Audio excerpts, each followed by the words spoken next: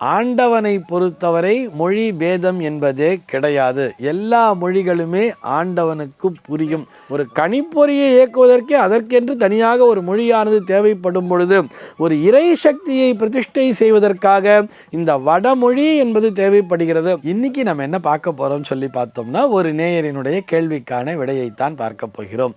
இந்த நேயர் என்ன கேட்டிருக்கார் அப்படின்னு சொல்லி பார்த்தோம்னா, குடமுழுக்குகளை பொதுவாக வடமொழியில் மட்டும் ஏன் செய்கிறார்கள் அப்படிங்கிற கேள்விதான் அவருடையதாக அமைந்திருக்கிறது. இது நம்ம எல்லாருக்குமே இந்த சந்தேகம் என்பது இருக்கும். ஆண்டவனை பொறுத்தவரை மொழி பேதம் என்பதே கிடையாது. எல்லா மொழிகளுமே ஆண்டவனுக்கு புரியும். நம்ம ஒரு இங்கிலீஷ்காரன் ஒரு சுவாமிகிட்ட பிரார்த்தனை பண்ணுறேன்னு சொன்னால், அவனுக்கு தெரிஞ்சது எப்படி இருக்கும்? அவனுக்கு இங்கிலீஷில் தான் தெரியும்.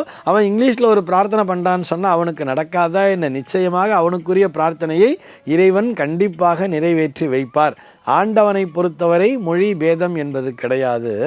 இப்படி இருக்க ஏன் குடமுழுக்கிலே வடமொழியினை பிரதானமாக பயன்படுத்துகிறார்கள் அப்படின்னு சொன்னால், ஈஸியாக, அதாவது இந்த கால இளைஞர்களுக்கு புரிய வேண்டும் என்பதற்காக சொல்கிறேன். நம்ம போய் ஒரு கம்ப்யூட்டர், அதாவது ஒரு சாஃப்ட்வேரை பற்றி கற்றுக்குறோம் அப்படின்னு சொன்னால், முதல்ல லாங்குவேஜ் தெரியுமா அப்படிங்கிற மாதிரி கேட்பாங்க. தெரியுமா? லாங்குவேஜ்னு சொன்னால் தமிழையோ ஆங்கிலத்தையோ அவர்கள் குறிப்பிடவில்லை. அந்த கம்ப்யூட்டருக்கு என்று சொல்லி ஒரு லாங்குவேஜ் அப்படிங்கிறத வச்சுருப்பா. தெரியுமா? சிம்பா, C++பா, ஜாவாம்பா, இந்த மாதிரி என்னென்னவோ பெயர்கள்லாம் இருக்கிறது. அடியேனுக்கு அந்த கணிப்பொறி அறிவியல் அறிவுங்கிறது கொஞ்சம் குறைவு தான். எதுக்கு சொல்கிறேன்னு சொன்னால், அந்த கம்ப்யூட்டரை இயக்குவதற்கு அதற்கான மொழி என்பதை தனியாக வைத்திருக்கிறார்கள் தானே. ஒரு கணிப்பொறியை ஆப்ரேட் பண்ணணும்னு சொன்னால், இப்போ பார்த்தோம்னா கம்ப்யூட்டரில் பார்த்தோம்னா டைப் பண்ணால் நமக்கு தமிழ் மொழிகளும் வருகிறது. தமிழ் எழுத்து வருது, தெலுங்கு எழுத்து வருது, எல்லா எழுத்துக்களுமே. நம்ம ஒரு மொபைல் ஃபோன் எடுத்து பார்த்தாலே உங்கள் மொபைலை எந்த மொழியில் ஆப்ரேட் பண்ணணும்னு சொல்லி அதை சுவிட்ச் ஆன் பண்ணும்போதே கேட்குறது. உலகத்திலே இருக்கக்கூடிய அத்தனை மொழிகளுமே அந்த மொபைல் ஃபோன்லேயே வந்துருச்சு. இருந்தாலும் அதனை முதல்ல அந்த ப்ரோக்ராமிங் அப்படிங்கிறத பண்ணியிருப்பா. தெரியுமா? அந்த சாஃப்ட்வேரை ப்ரோக்ராம் பண்ணுறதுக்குன்னு சொல்லிட்டு அந்த கணிப்பொறி அறிவியலை எப்படி தனியாக ஒரு மொழி, அதாவது ஒரு லாங்குவேஜ், ஒரு C++ அல்லது ஒரு ஜாவா அப்படிங்கிறதெல்லாம் வச்சிருக்காளோ, அதே போலத்தான் இறை மூர்த்தங்களை அந்த இடத்திலே பிரதிஷ்டை செய்வதற்கு என்பதற்காக ஒரு மொழியானது தேவைப்படுகிறது.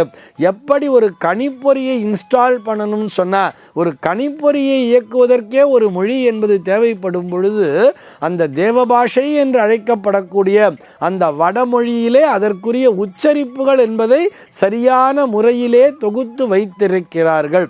அத்தனை எழுத்துக்களையும் இந்த ஸ்வரத்தோடு சொல்ல வேண்டும். இந்த எப்படி சொல்றாங்க, இந்த லயம் ஸ்ருதி எல்லாவற்றையும் ஒன்றாக சேர்க்க வேண்டும்.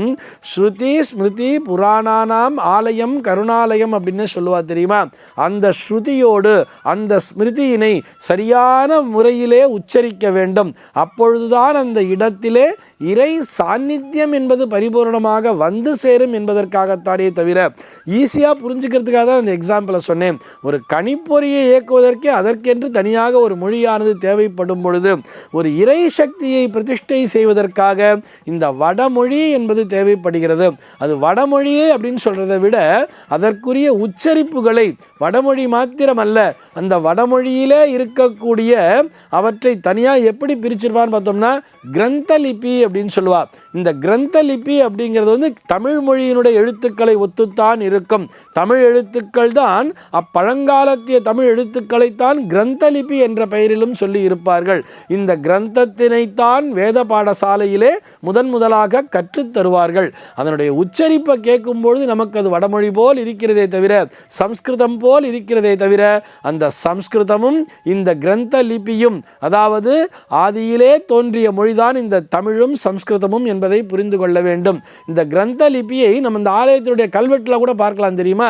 கல்வெட்டில் பார்க்கும்போது தமிழில் எழுதியிருக்கிற மாதிரி தான் இருக்கும். ஆனால் அது நமக்கு படிக்க தெரியாது தானே. அந்த எழுத்துக்களை கொண்டுதான் இந்த மந்திரங்களை உச்சரிக்கிறார்கள். அந்த மந்திர ஒலிகளின் மூலமாக இறை சாநித்தியமானது அந்த இடத்திலே இன்ஸ்டால் செய்யப்படுகிறது, அந்த இடத்திலே நிறுவப்படுகிறது. அந்த சாஃப்ட்வேர் ஆனது அந்த இடத்திலே இன்ஸ்டால் செய்வதற்காக எப்படி கம்ப்யூட்டருக்கு ஒரு லாங்குவேஜ் என்பது தேவைப்படுகிறதோ, அதே போலத்தான் இந்த இறை மூர்த்தங்களை அந்த இடத்திலே இன்ஸ்டால் செய்வதற்காக இந்த மொழி உச்சரிப்பானது தேவைப்படுகிறது. சர்வே ஜனாக சுகினோ பவந்து